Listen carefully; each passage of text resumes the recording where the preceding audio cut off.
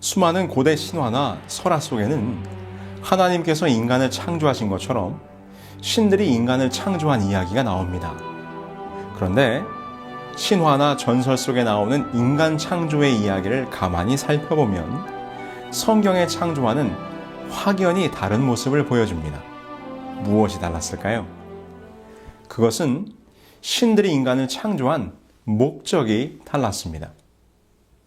고대 그리스인들이 문자로 남긴 최초의 작품 중에 기원전 750년경 헤시오도스가 기록한 서사시 신들의 계보가 있습니다. 이 신들의 계보 560-612행에 그리스 신화의 인간 창조 이야기가 담겨 있는데 그 이야기의 대략은 이렇습니다. 아주 오래전 무서운 괴물들인 타이탄들이 올림푸스의 신들을 대항하여 반란을 일으켰습니다. 그러나 그들은 그 전쟁에서 패배했고 지하세계인 타르타루스에 감금됩니다. 그때에 선견지명의 신인 프로메테우스와 후견지명의 신이었던 에피메테우스는 올림푸스의 신들에 대한 반란 전쟁에 참여하지 않았기 때문에 감금되는 처형을 면하게 됩니다. 그리고 올림푸스의 신들이 그들에게 호의를 베풀어 그들을 대신하여 노동을 할 인간 창조를 허락하게 됩니다. 그래서 프로메테우스는 진흙을 빚어 사람을 창조합니다. 흙을 빚어 사람을 창조했다는 부분은 성경의 이야기와 비슷하지요. 그런데 여기서 인간을 창조한 목적이 무엇이었습니까? 네, 신을 대신하여 노동을 시키기 위해 인간을 창조했다는 것입니다. 이것이 그리스 신화의 이야기입니다. 그럼 고대 근동의 신화 속 인간 창조 이야기는 어떨까요? 인간 창조에 관한 이야기로는 가장 대표적으로 1849년 오스틴 헨리 리아드가 발견한 에노마 엘리시를 들 수 있습니다. 에노마 엘리시의 6번째 토판 중에는 다음과 같은 인간 창조 관련 이야기가 등장합니다. 마르둑은 신들의 말을 들었다. 그는 지혜로운 일을 하고자 하는 마음을 먹었다. 그는 입을 열어 에아에게 말했다. 그가 마음에 가진 계획을 그와 상의했다. 제가 핏줄을 묶어서 뼈를 만들어 사람을 만들 것입니다. 사람에게 신들의 노역을 감당시키고 그들로 쉬게 할 것입니다. 에노마 엘리시에서 묘사하고 있는 인간 창조의 목적도 동일합니다. 신들을 대신할 노동력을 확보하여 신들에게 안식을 주기 위함이었습니다. 이처럼 각 문면 속에 등장하는 인간 창조의 이야기를 보면 인간을 창조한 신에 대한 설명은 달라도 신의 멍에를 대신 지우기 위해 인간을 창조했다는 인간 창조의 목적은 매우 유사합니다. 결국 인간은 왕의 모습으로 하강한 신을 위하여 죽도록 일하며 왕을 섬기는 삶을 살아야 했던 것입니다. 다시 말해서 고대 문명 속 사람의 운명은 그저 노동하는 삶, 쉼 없는 삶을 살아가도록 만들어졌다는 것이지요. 그런데 이런 신화 사상에 400여 년간 젖어있던 이스라엘 백성들에게 여호와께서는 그들이 알아왔던 애굽의 신들과는 전혀 다른 말씀을 주시는 것입니다. 안식일을 기억하여 거룩히 지키라.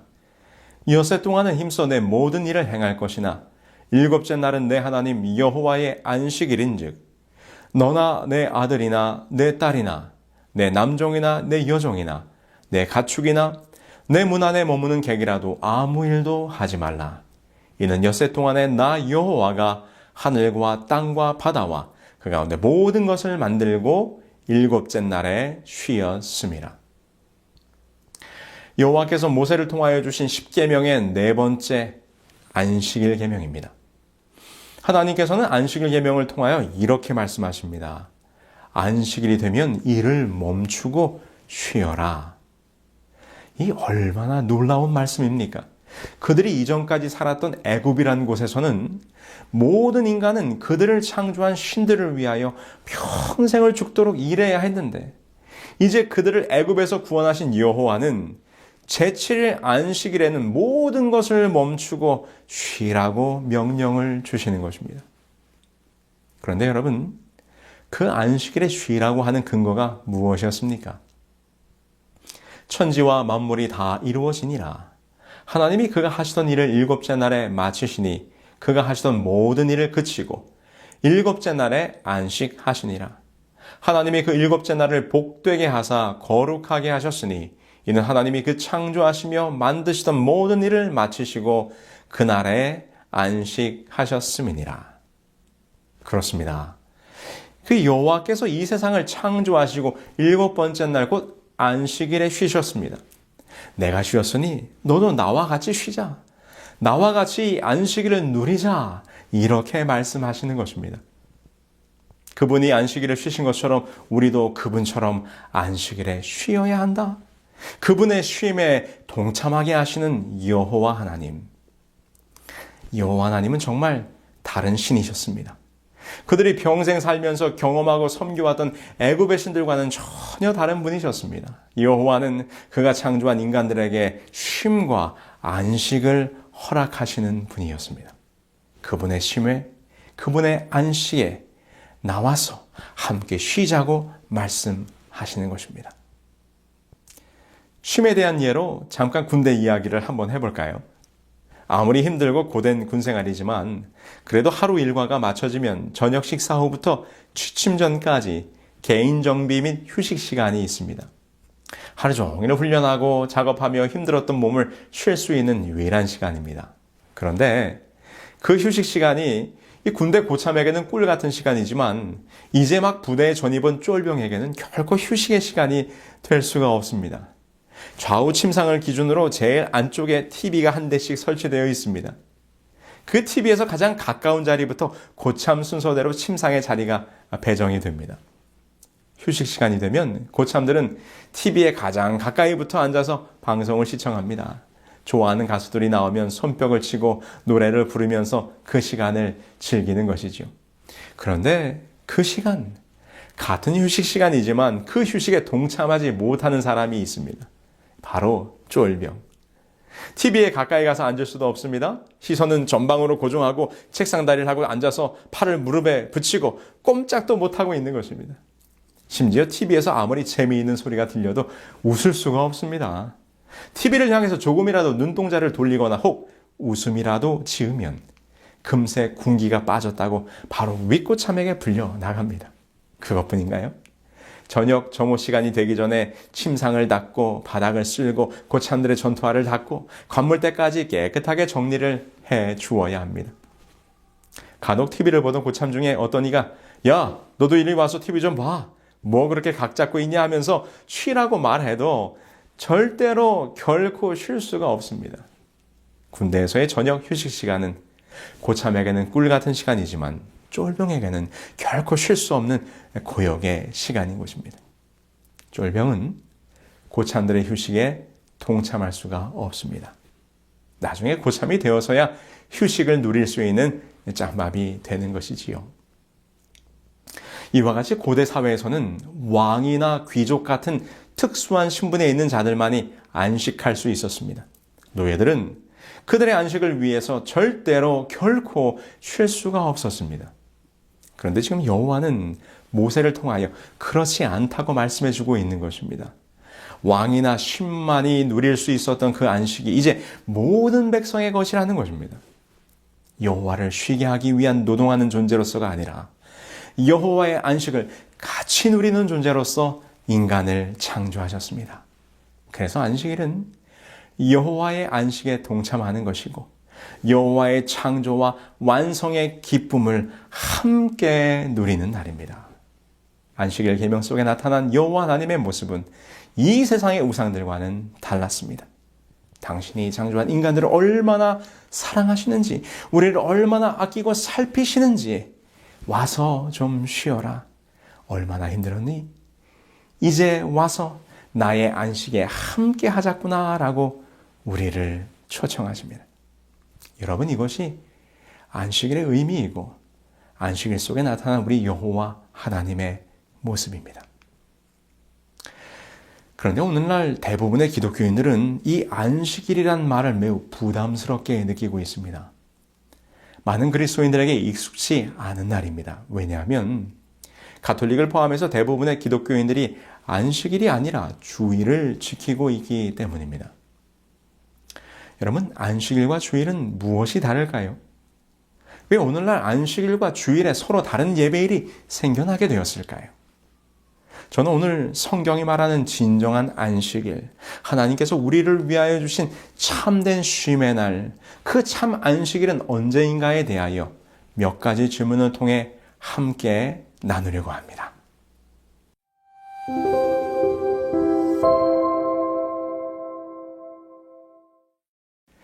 여러분 어떻습니까? 안식일이 정녕 유대인들에게만 주어진 날일까요? 출애굽기 20장 8절에 보면 안식일을 기억하여 거룩하게 지키라는 계명을 주셨습니다. 이는 분명 시내산에서 이스라엘 백성들에게 선포된 말씀이죠. 하나님께서는 오랜 세월 이방에서 사는 동안 그들이 잊고 살았던 여호와의 존재와 그분이 어떠한 분이신가를 가르치셨습니다. 그리고 그들에게 언약으로 십계명을 주셨습니다. 십계명에서 보듯이 여호와께서는 안식일을 기억하여 지켜야 될 날로서 그의 백성들에게 주신 것임을 분명히 보게 됩니다. 이후에 구약의 모든 이스라엘 역사를 살펴보면 그들은 안식일을 지켜왔습니다. 그러나 우리가 오해하지 말아야 할 것은 십계명이 시내산에서 주어졌기 때문에 시내산 이전의 시대에는 십계명이 없었다고 생각하는 것입니다. 그러나 그렇지 않습니다. 십계명은 오랜 이방에서의 삶을 통하여 그들이 잊어버렸던 하나님과의 언약과 말씀을 다시금 새롭게 하시고자 돌판에 기록하여 주신 것입니다. 그러나 십계명에 기록된 10가지 계명은 시내산 이전부터 있었던 것입니다. 왜 요셉이 보디발의 아내를 범하지 않았습니까? 그것은 이미 그들의 마음속에 간음하지 말라 하나님의 계명이 있었기 때문이지요. 물론 안식일도 마찬가지입니다. 창세기 2장 1절로 3절을 보실까요? 천지와 만물이 다 이루니라. 하나님의 지으시던 일이 일곱째 날이 이를 때에 마치니 그 지으시던 일이 다음으로 일곱째 날에 안식하시니라. 하나님 일곱째 날을 복주사 거룩하게 하셨으니 이는 하나님이 그 창조하시며 만드시던 모든 일을 마치시고 이 날에 안식하셨음이더라. 안식일은 태초에 이 세상을 만드신 창조의 기념일로서 이미 인류의 조상에게 주어진 날이었습니다. 그러므로 안식일은 유대인들만을 위한 날이 아니라 모든 인류를 위하여 주신 하나님의 참된 쉼의 날인 것입니다.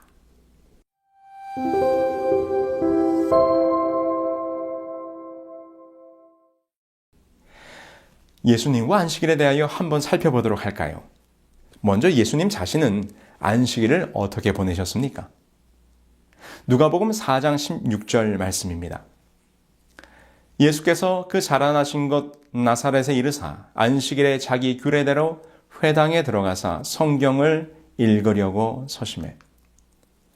누가복음의 기록에 보면 예수님께서 안식일에 회당에 들어가사 성경을 읽으셨다고 기록하고 있습니다. 그런데 우리의 눈을 끄는 표현은 자기 규례대로라는 말이지요.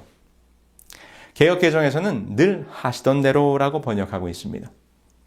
이 부분의 헬라어 의미는 그의 습관대로라는 말입니다. 이것은 예수님께서 이 땅에 오셔서 그의 어린 시절부터 쭉 해오던 대로 안식일을 지키던 모습을 우리에게 분명히 보여주고 있습니다. 구약의 안식일이 예수님 당시에도 이어졌음을 보여주는 것이고 예수님 본인도 안식일을 구별하였음을 우리에게 알려주고 있는 것입니다.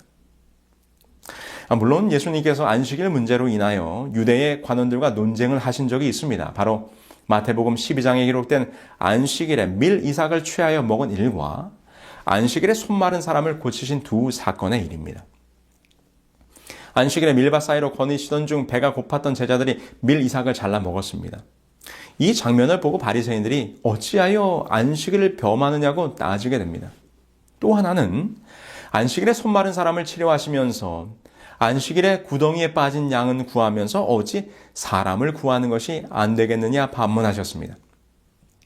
이는 안식일은 아무 일도 하지 않는 날이 아니라 선을 행하는 날인 것을 가르쳐 주신 것이지요. 이처럼 예수님께서 유대의 지도자들과 안식일에 관하여 토론하셨습니다. 그러나 이 논쟁의 내용은 안식일을 어느 날 지킬 것이냐, 안식일을 지켜야 되느냐 말아야 되느냐가 아니고 안식일을 지키는 그 정신에 관한 것이었습니다. 안식일은 아무 일도 하지 말라는 계명대로 안식일은 정말 아무 일도 하지 않아야 한다고 생각했던 바리새인들에게 예수님께서 안식일의 정신은 아무것도 하지 않는 것이 아니라 선한 일을, 사랑을 나누는 날이라는 것을 다시금 깨우쳐 준 것이죠. 마태복음 12장의 논쟁은 안식일의 폐지나 날짜의 변동에 대하여 말씀하신 것이 아닙니다.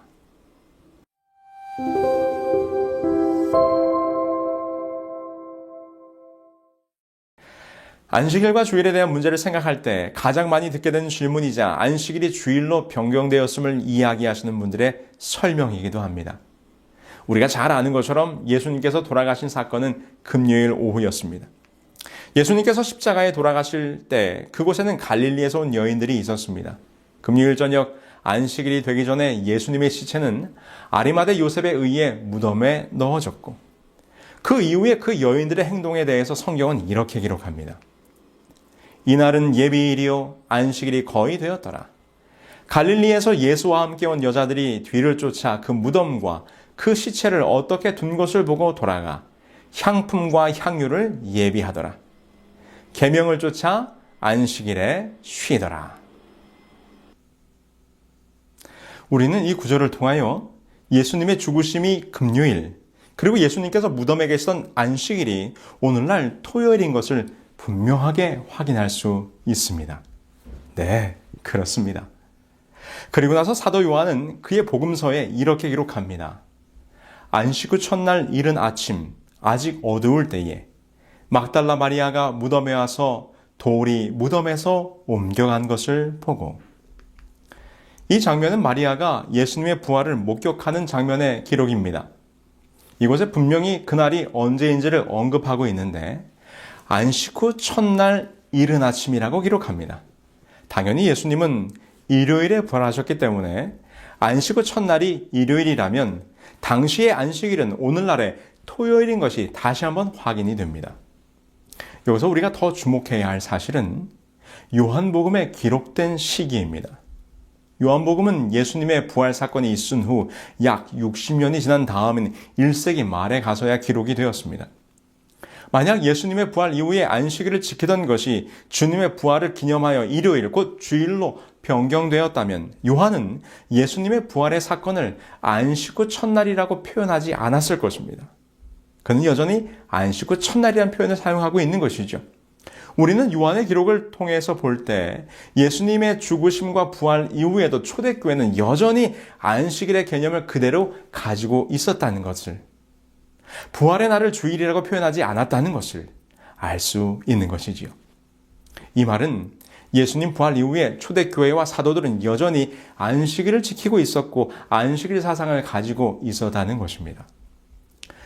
그럼 초대교회 당시의 안식일 준수에 대한 성경의 기록을 잠깐 살펴보실까요? 예수님의 부활 승천 이후에 초대교회의 역사가 기록되어 있는 사도행전에는 사도들이 여전히 안식일을 지켰다는 기록이 여러 곳에 나오고 있습니다. 저희는 버가로부터 지나 비시디의 안디옥에 이르러 안식일에 회당에 들어가 앉으니라. 이 장면은 사도 바울이 안디옥에 이르러 안식일의 말씀을 증거했다는 기록입니다. 그러자 그들이 감동하여 다음 안식일에도 해달라고 요청을 합니다. 저희가 나아갈새 사람들이 청하되 다음 안식일에도 이 말씀을 하라 하더라.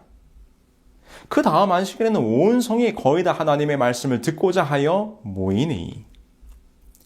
사도 바울이 안식일마다 회당에서 말씀을 강론했음이 분명합니다.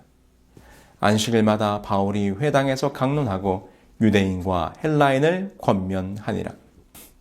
이는 사도 바울 자신의 신앙생활 속에서도 분명히 나타납니다. 바울이 자기의 규례대로 저에게로 들어가서 새 안식일에 성경을 가지고 강론하며, 이곳에서 자기의 규례대로라는 표현이 나옵니다. 예수님께서 자기의 규례대로 늘 하시던 대로 안식일을 구별하셨던 것처럼 바울도 그러했다는 것입니다. 어떤 분들은 사도 바울이 안식일의 회당에 들어간 것은 유대인들에게 전도하기 위한 것이라고 말하실 수도 있을 것입니다. 그러나 사도 바울은 회당이 없는 곳에서도 안식일에 예배드릴 곳을 찾았다는 것을 아셔야 합니다. 안식일에 우리가 기도처가 있는가 하여 문 밖 강가에 나가 거기 앉아서 모인 여자들에게 말하더니, 이 장면은 바울이 빌립보에 도착했을 때의 기록으로 안식일이 된 것입니다. 그래서 그들은 안식일 예배를 위한 장소를 찾게 되었으나 그곳에는 회당이 없었습니다. 그러자 강가의 한적한 곳으로 나아가 안식일 예배를 드리는 장면인 것입니다. 예수님의 부활 이후에도 초대교회가 안식일을 준수하였음이 분명합니다. 이것은 예수님의 예언의 말씀을 통해서도 다시 한번 확인이 됩니다. 그날에는 아이벤 자들과 젖먹이는 자들에게 화가 있으리로다. 너희의 도망하는 일이 겨울에나 안식일이 되지 않도록 기도하라. 예수님께서는 서기 70년경에 이루어질 예루살렘의 멸망을 내다보시면서 안식일에 도망하지 않도록 기도하라고 권면하셨습니다. 이것은 그분의 부활 이후에도 안식일 준수를 지극히 당연한 일로 생각하셨다는 것입니다. 이렇듯 성경은 창세로부터 사도시대까지 한결같이 오직 안식일만이 구별하여 거룩히 지켜질 날로서 언급되어지고 있는 것입니다. 성경 그 어디에도 주일이라거나 일요일 준수에 대하여 기록하고 있지 않습니다. 오히려 굳이 주일, 곧 주님의 날이 언제인가를 생각해 본다면 성경은 이렇게 기록하고 있습니다. 인자는 안식일의 주인이니라.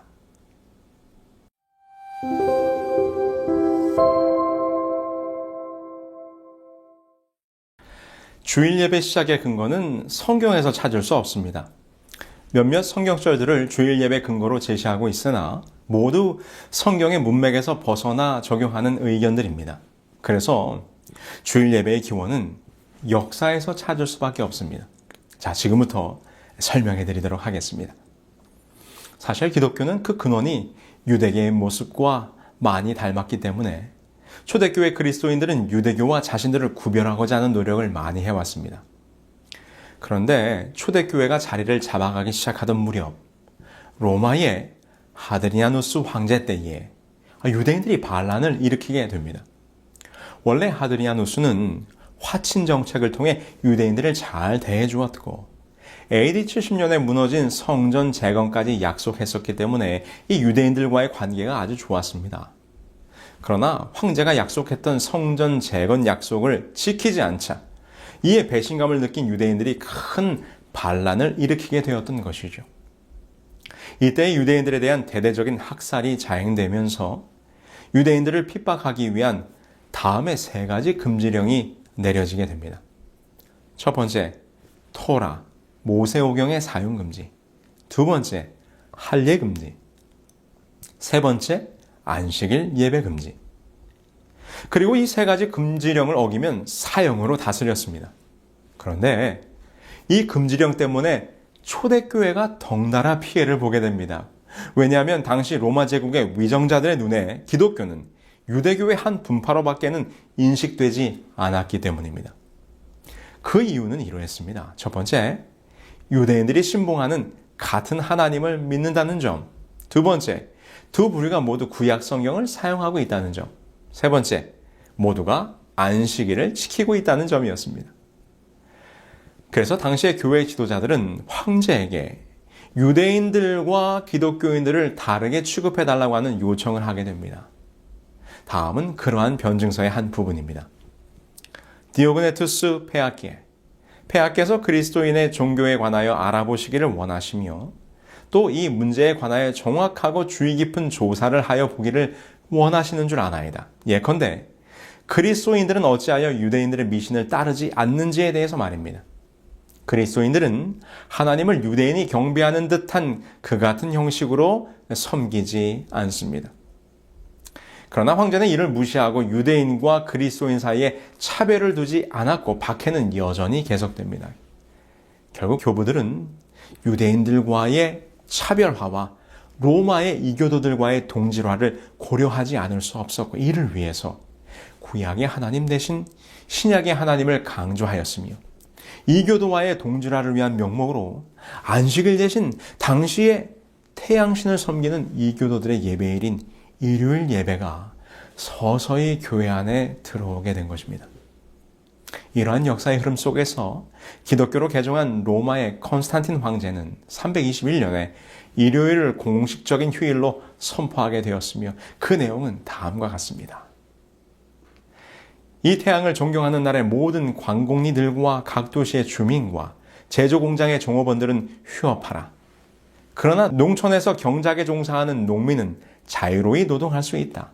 이는 씨를 뿌리고 포도를 심는데 불리할까 염려됨이라. 이것은 일요일 예배가 정치적으로 법제화된 최초의 역사적 사실입니다. 여기 기록을 한번 보실까요? 유세비우스에 의하면 일요일을 합당하게 준수하도록 하는 법을 최초로 제정한 사람은 컨스탄티누스인데 그는 전 로마 제국에 일요일을 규칙적으로 경축하라고 명령하였다. 이 법령은 그리스도교 역사의 새로운 장을 여는 중요한 기점이 되었습니다. 이 법령을 통해서 컨스탄틴 황제는 제국 내의 2대 종파, 즉 태양신을 숭배하는 이교도들과 또 다른 태양이신 그리스도를 숭배하는 기독교도들을 일요일로 묶어서 단일 종교로 융합해 보려는 야심적인 종교 정책을 시도했던 것입니다. 이와 같이 일요일 예배는 비성서적인 배경을 가지고 매우 인위적이면서도 이교적인 방법으로 교회 안에 들어와 자리를 잡게 되었습니다. 그리고 당시 로마 교회는 이러한 로마의 정치적 사회적 분위기와 조화를 이루기 위해 종교회의를 통하여 일요일 예배를 합법화하는 시도를 하게 됩니다. 성경의 권위가 아닌 교회의 총회를 통해서 일요일 예배를 결의하게 된 것이지요. 일요일 예배에 대한 종교회의의 결의들을 한번 보실까요? 325년 니케아 종교회의, 태양의 날 일요일을 부활절로 성수하도록 결의하게 됩니다. 근본 소집된 총회에서 지극히 성스러운 부활절 일자에 관한 문제가 토의되었다. 그리고 이 문제는 참석자 전원의 연합 일치된 판정으로 잘 해결되었다. 즉, 이 부활절은 각 처에 있는 모든 그리스도인들이 같은 한 날에 반드시 준수되어야 한다는 것이다. 그리고 343년 사르디카 회의에서는 태양의 날 일요일을 부활의 날이란 미명 아래 일요일 신성론으로 부각시키면서 주의 날로 계칭하고 교역자가 여행으로 주의 날을 3번 범하면 제명시킬 것을 종규 11조에 명시하도록 의결하게 됩니다. 드디어 364년 라우디게 총회에서 안식일 대신에 일요일을 준수하도록 결의하게 되는데 그 총회에서 결의된 종규 제29조의 내용은 다음과 같습니다. 그리스도인들은 유대화하거나 토요일에 게을러서는 안 되고 이날에 일을 하여야 한다. 그러나 그들은 주의 날을 특별히 존중히 여기고 그리스도인이 되었으니 이날에 일하지 말 것이다. 만일 그들이 유대인화한 사실이 판명되면 그리스도로부터 끊어질 것이다. 이성과 같은 사실들은 1910년 1월 25일 교황 피우스 10세로부터 사도적인 축복을 받은 회심자를 위한 가톨릭 교리 문답서에서 아래와 같이 확인되고 있습니다. 질문: 어느 날이 안식일인가? 답변: 토요일이 안식일이다. 질문: 우리는 왜 토요일 대신 일요일을 지키는가? 답변: 가톨릭 교회가 라우디게아 종교회의에서 그 존엄성을 토요일에서 일요일로 옮겼기 때문이다. 여러분, 이것이 주일 성수 곧 일요일 예배 세상이 교회 안에 들어오게 된 역사적 배경입니다. 사실 교회 역사를 통해서 일요일 예배가 어떻게 시작되었으며 어떤 과정을 통해서 오늘날과 같이 보편화되었는지에 대해서 그 정확한 배경을 인식하고 있는 교회는 개신교회가 아니라 가톨릭 교회입니다.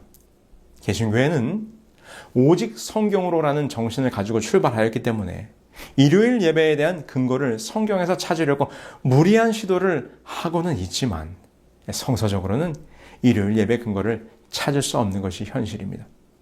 그러나 가톨릭 교회는 성경보다는 교회의 전통을 더 중시하기 때문에 성경에 근거 없는 일요일 예배에 대하여 교회의 전통을 근거로 매우 떳떳한 입장을 내세우고 있는 것이지요. 가톨릭 교회에서 개신교회를 향하여 직설적으로 증언하는 다음의 내용을 보면 분명히 주일 예배는 비성서적임을 확인할 수 있습니다. 만약 당신이 성경만을 따른다면 당신은 토요일 안식일을 지켜야 할 책임이 있다. 왜냐하면 그날이야말로 하나님께서 거룩히 지켜지도록 전능하신 하나님께서 특별히 지시하셨기 때문이다. 비가톨릭 신자들은 1800년간 일요일을 지킴으로써 성경의 제도가 아닌 가톨릭 교회의 전통을 실천하고 있는 것이다. 성경만을 신앙의 유일한 지침으로 주장하고 있는 개신교회는 일요일 준수에 대한 아무런 포증이 없다. 주일을 거룩하게 지킬 의무의 예를 들어보자. 이는 물론 신자의 가장 중대한 의무의 하나이지만 성서에는 그에 대한 명백한 구절을 하나도 찾아볼 수 없다. 성서의 안식일은 토요일이지 일요일이 아니다. 교회 역사가인 네안더도 이렇게 이야기합니다. 일요일을 축일로 삼은 것은 다른 모든 축제일의 경우처럼 단지 인간이 제정한 것이다. 안식일 예명을 일요일로 변경하는 명령을 내리고자 하는 의도가 사도들에게나 초대교회에 전혀 없었다. 그렇습니다. 지금까지 우리가 살펴본 것처럼 주일 예배, 곧 일요일 준수에 대해서는 성경의 어떠한 근거도 찾을 수가 없습니다. 그것은 기독교의 지나온 역사 속에서 신앙의 환경과 시대가 바뀌면서 타협해온 역사의 산물임을 우리는 분명히 깨달아야 하는 것입니다. 그렇다면 어떻게, 왜 이런 일이 일어나게 되었습니까? 그것은 우리로 하여금 다시 다니엘서의 예언으로 돌아가게 합니다. 다니엘서 7장 25절 그리고 8장 12절입니다. 그가 또 때와 법을 변개코자 할 것이며 그것이 또 진리를 땅에 던지며 자애로 행하여 형통하였더라. 이 예언은 우리가 지난 시간에 살펴보았던 작은 뿔에 관한 예언입니다. 우리는 하나님을 대적하고 성경의 진리를 땅에 던지게 될 적그리스도의 세력으로서 이 작은 뿔의 활동에 대하여 공부하였습니다. 그런데 그 작은 뿔이 하는 중요한 일 가운데 하나가 바로 하나님의 때와 법을 변경하는 것이었습니다. 바로 이 예언의 성취가 오늘날 참 안식일을 변경하여 주일 성수라는 비성서적인 교리로 이 기독교 안에 자리 잡게 된 것입니다. 이것은 가톨릭 스스로가 인정하는 사실입니다. 성경은 안식일을 거룩히 지키라고 말한다. 그러나 로마 가톨릭 교회는 말하기를 아니다. 나의 신성한 권위로서 안식일을 폐하고 주일 중 첫째 날인 일요일을 거룩하게 지키라고 명령하는 바이다. 마지막으로 말하노니 교회의 전통은 성경보다 위에 있다고 선포하는 바이다. 우리는 우리의 교리를 전통에 기초한 것이다. 교회는 그 창립자 그리스도께 받은 거룩하고도 절대적으로 확실한 권리를 가지고 안식일을 지키는 것을 일요일로 변경하였다. 가톨릭 교회는 안식일을 일주일 중 일곱째 날인 토요일에서 첫째 날인 일요일로 변경한 후 십계명의 셋째 계명을 고쳐 일요일을 주일로 지키라고 하였다. 제가 앤드루스 대학 세미나리에서 공부할 때 일입니다. 먼 타국에 와서 유학 생활을 한다고 하는 것이 결코 만만치 않은 삶의 도전인 것은 경험해 보신 분들은 다 아실 것입니다. 외국어로 공부를 하는 것도 쉽지 않은 일이지만 특별히 힘들었던 것은 학업과 생업을 같이 해야 한다는 것이지요. 당시에 유학 오신 모든 목사님들이 공부를 하면서 시간을 쪼개어 학교에서 일을 하였습니다. 저도 마찬가지로 학교에서 일을 했는데 저는 카페테리아에서 일을 하게 되었습니다. 카페테리아에서 할 수 있는 모든 일들은 다 하였습니다. 부엌에서 요리도 하고 홀에 나가서 테이블을 닦고 청소하는 일, 그리고 저녁 시간에는 워싱룸에 들어가서 설거지를 하였습니다. 그러던 어느 날, 그날은 수요일이었고 제가 배정받은 시간은 저녁 8시부터 밤 10시까지 설거지를 하는 것이었습니다. 학생들이 저녁을 먹고 남긴 그릇들을 닦는 것이지요. 물론 그 많은 그릇들을 손으로 닦지는 않습니다. 남은 음식물과 쓰레기들을 정리한 후에 접시를 커다란 기계에 집어넣으면 그곳에서 세척이 되어서 나오는 것입니다. 그런데 한참 잘 돌아가던 기계가 멈춰 섰습니다. 확인을 해보니 그릇을 닦는 세제가 다 떨어진 것이었습니다. 그러나 늘 있는 일이었기에 저는 늘 하던 대로 세제를 찾으러 자재 창고로 들어갔습니다. 그런데 창고를 이리저리 아무리 찾아도 식기세척용 세제가 없는 것입니다. 그래서 식당 매니저를 찾아갔습니다. 그리고 상황을 설명했지요. 그러자 그 매니저가 본인이 찾아보겠다고 하더니 결국은 재고가 없다면서 기계를 돌리지 말고 손으로 그릇을 다 설거지하라는 것입니다. 어떡합니까? 조금은 황당했지만 할 수 없이 설거지를 하기 시작합니다. 그런데 아무리 해도 산더미처럼 쌓여있는 접시들이 줄지를 않는 것입니다. 시간은 점점 지나서 밤 12시가 다 되어 가는데 제 마음속에 짜증이 좀 나기 시작했습니다. 매니저라는 사람이 미리미리 물품을 준비해 둬야지 그 세제가 하나 없어서 이 고생을 하는가. 화가 조금 난 저는 다시 창고로 들어갔습니다. 그런데 그 창고에는 기계용 세제가 아닌 매뉴얼용 세제가 남아 있었습니다. 매뉴얼용은 기계에 넣어 사용하는 것이 아니고 손으로 세척할 때 사용하는 세제였습니다. 그런데 보니까 그 모양이 기계용과 똑같이 생긴 것입니다. 여러분께서 지금 그림을 보고 있는 것처럼 말입니다. 색깔이 서로 조금 다를 뿐 모양은 똑같이 생겼어요. 그래서 제가 그 매뉴얼용 세제를 가지고 왔습니다. 그런데 그때 아프리카에서 온 한 목사님과 제가 같이 일을 하고 있었는데 그 목사님께서 이것은 기계에 넣으면 안 된다고 하시면서 말리시더라고요. 그러나 제가 고집을 펴서 괜찮다고 내가 책임지겠다고 하고는 그 세제를 집어넣었습니다. 제가 생각한 대로 그 기계의 모양이 딱 맞아 떨어졌습니다. 그리고는 기계를 작동시켰습니다.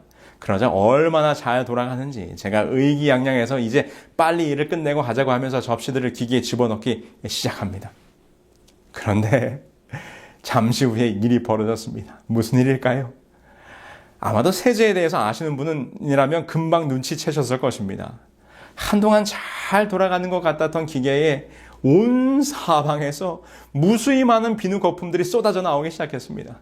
감당할 수 없는 거품들이 기계 곳곳에서 솟아나오는데 덜컥 겁이 났습니다. 함께 일하시던 목사님이 매니저를 불러왔습니다. 그리고 달려온 매니저가 저에게 무슨 일이냐고 물었습니다. 그래서 제가 자초지종을 이야기했습니다. 그랬더니 그 사람이 앞으로는 절대로 이런 일이 없도록 하라면서 기계의 덮개를 다 분해하고 속에 들어찬 비누 거품들을 다 청소하라는 것입니다. 왜 이렇게 되었습니까? 기계용 세제와 매뉴얼용 세제는 모양은 같지만 그 농도가 달랐던 것입니다. 여러분, 바로 이것입니다. 안식일과 일요일 예배가 그 모양은 비슷할지 모릅니다. 그러나 그 속에 담겨진 의미는 전혀 다릅니다. 오늘 하나님께서 우리에게 말씀하십니다. 안식일을 기억하여 거룩히 지키라. 내가 너를 구별하여 축복한 이날, 이 참된 안식일, 이 진정한 쉼의 날에 나와 함께 하자고 초청하십니다. 그런데 오늘날 많은 그리스도인들이 성경에 근거하지 아니한 기독교의 변질된 역사 속에서 등장한 일요일 예배를 준수하고 있습니다. 여러분, 우리는 깨달아야 합니다. 아무리 모양이 비슷해도 아닌 것은 아닌 것입니다. 하나님께서 우리에게 주신 참 안식일을 바꿀 수 없는 것입니다. 참된 쉼의 날, 안식일, 우리가 잃어버렸던 이 참 안식일을 회복해야 하지 않겠습니까? 이 세상의 신들과는 달리 나와 함께 쉬자, 나의 안식으로 들어오라고 초청하시는 우리 주님의 사랑과 은혜가 바로 이 안식일 속에 담겨져 있는 것입니다. 주께서는 오늘 우리를 초청하십니다. 수고하고 무거운 짐진 자들아, 다 내게로 오라. 내가 너희를 쉬게 하리라. 오늘 이 시간 진리 안에서 참된 쉼을 발견하시는 여러분 모두가 되길 바라면서 말씀을 마치겠습니다. 그들은 모두 주가 필요해. 모두 알게 되리 사랑의 주님.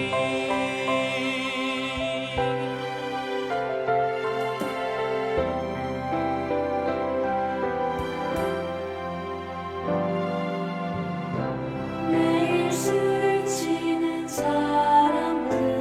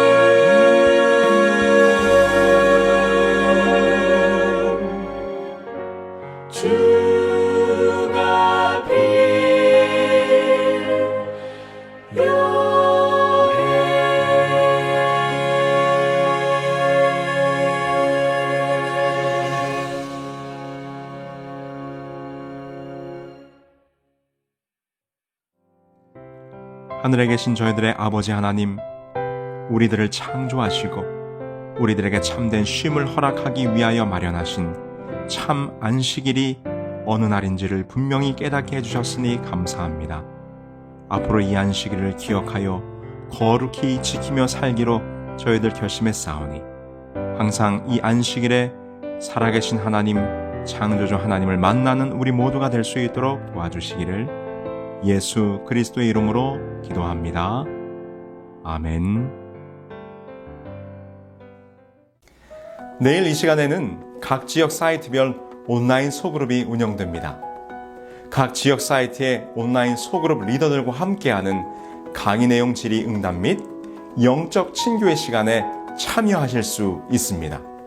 참여 방법은 itiswrittenkorea.com에 들어오셔서 메인 페이지에서 세미나 등록하기 버튼을 누르신 후 접수사항을 기입하여 주시면 여러분들이 거주하시는 곳에서 가장 가까운 지역 사이트에서 운영되는 온라인 소그룹에서 초청 링크를 보내드립니다. 꼭 참여하셔서 아름다운 영적 교제를 나누시기 바랍니다.